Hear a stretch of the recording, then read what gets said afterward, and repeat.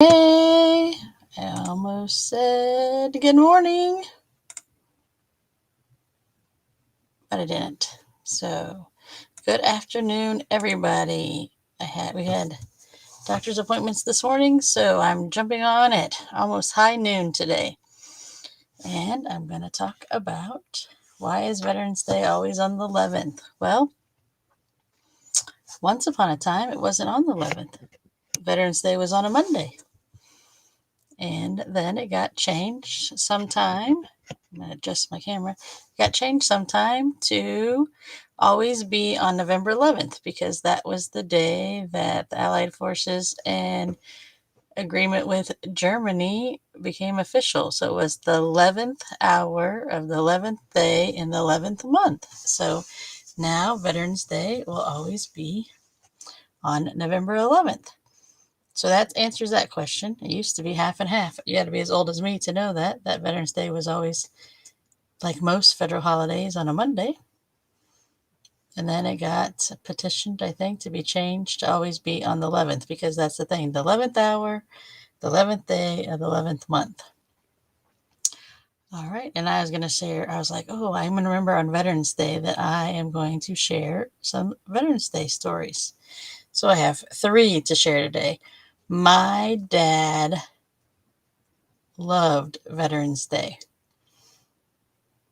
I'm not 100% sure why, but I think it was probably deep down inside his way of getting not recognition, but the honor that they didn't have. Vietnam veterans came back to not any pomp and circumstance. There was no ticker tape parades for them. Like they got drafted in the Vietnam War and people wanted them to go, but then they didn't come back as heroes. They came back as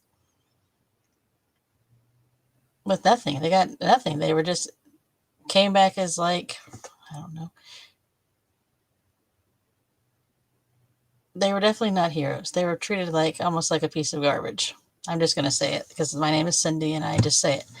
So when Veterans Day festivities started coming around, like get a free dinner as a veteran, or you can have a discount here on Veterans Day, or you could do those things. My dad found great joy because he liked to do things that were fun. Great joy in doing those things. So he would find all the things and be like, I can go get my free haircut today and I get 10 cents off at gas and I can go and eat breakfast here and then I can do lunch here and I can do dinner here. And like a big thing was they went to Golden Corral and they have lines and lines of veterans lined up to get their free meal. So they would all run into friends and start talking. And you know, my favorite thing is talk story with people. So they were like, I didn't know you're here. So they're meeting at the place where they get honored with their free meal and they get to talk story and they to catch up and see how everybody was doing. So I think it was fun. My dad had some of his brothers join in on to do things like, hey, I'll meet you up for breakfast. You know, it's just, I love the camaraderie that people got together. And my dad made it really into a holiday that like just people took as a day off. But he was like, it honored them in a way by them providing a free meal and sacrificing out of their business. It was an honor. It was the honor they were looking for that they didn't get, and it was just happened from a free something free. Like I got a free car wash Sunday. I mean, he was always so excited when he told me he's like, "Here's my plan for Veterans Day," and I was like, "I think it's so fun that you make it like as exciting as a birthday because it should be. All of our veterans should be celebrated on a daily basis." So my dad's other favorite thing was everywhere we get, he always asked, "Do they offer a veterans discount?" And people used to always do it, and now there just seems to be not any honor in giving veterans a discount, or there are just so many veterans that every place does not do that so much. But I always do that. I was like, hey, I'm always curious because if my dad was here, he'd ask you this question. And then when I was in college, okay, so I'm going to segue into a second Veterans Day story. One of the best memories I had is when I was in college, I did Air Force ROTC, following in my dad's footsteps of the Air Force. And every Veterans Day in college, we would keep vigil at the courthouse where they had the Doughboy statue. So we would keep vigil for 24 hours, have a vigil marching back and forth, holding our rifles, very much like you would see like at the Tomb of the Unknown Soldier, but they had a World War I doughboy statue there. So I loved going in the 24-hour vigil. I always signed up for the strange overnight hour to do because I was like, it gets you a chance to think. Thinks about all the people that sacrificed. It thinks all the people that wrote a blank check to the United States and said, "Hey, I'll give my life and I'll serve for your freedom." So I loved it. I always did the weird time. I guarantee it was always a rainy, coldest, strangest weather day on that November 11th when we were marching.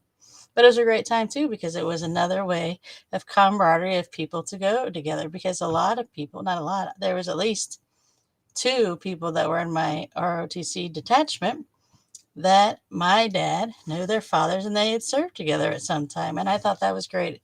Second generation people. I was like, look at your kids. Your kids get to do something together, Air Force related, just like you guys did. And I thought that was so, so, so fun.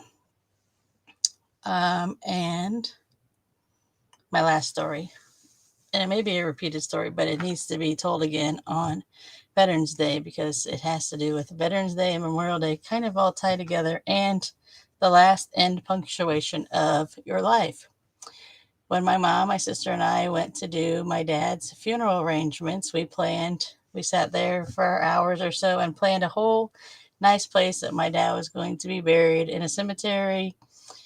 And here's where we're going to be. We figured out the cemetery, figured out the things. We did all the things. And then the funeral home owner came in and said to my mom, "Why are you not burying him at the Veterans Cemetery?"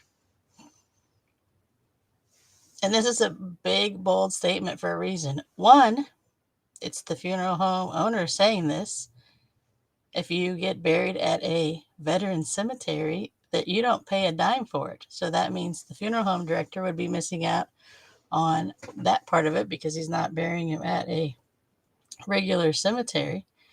So he said again, "Why would you not do that?" He was like, "I would be buried in their heartbeat there, but I didn't earn it. The only way you can get in there is to earn it.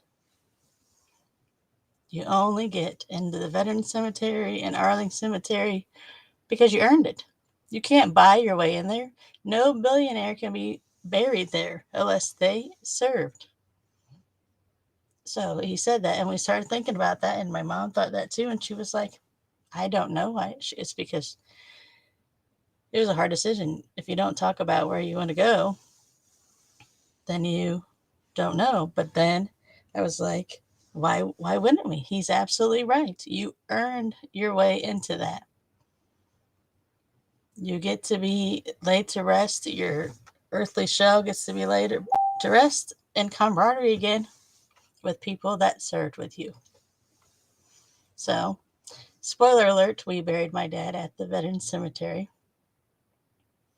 which most people will get an opportunity soon. I'll give a plug out for Wreaths Across America. You can go and volunteer and lay wreaths out that they put Christmas wreaths out at veteran cemeteries. And it looks really pretty. It looks pretty with those white stones all uniformed in a line with their perfect diagonals and a beautiful wreath. And you can sponsor a wreath for somebody you love. And I guess I didn't come on that video about that, but that's the call of action today is sponsor a wreath from Wreaths Across America. I had never heard of it until a couple of years ago when a high school teacher told me about that. She's like, "Hey, are you guys interested in making sure your dad gets a wreath? Because they only have enough wreaths for the people that sponsor wreaths." And I was like, that'd be sad if somebody didn't get a wreath at their headstone. So, Veterans Day today in the United States. Thank you to everyone that served. Thank you for writing your blank check to the United States for our freedom. We truly appreciate it.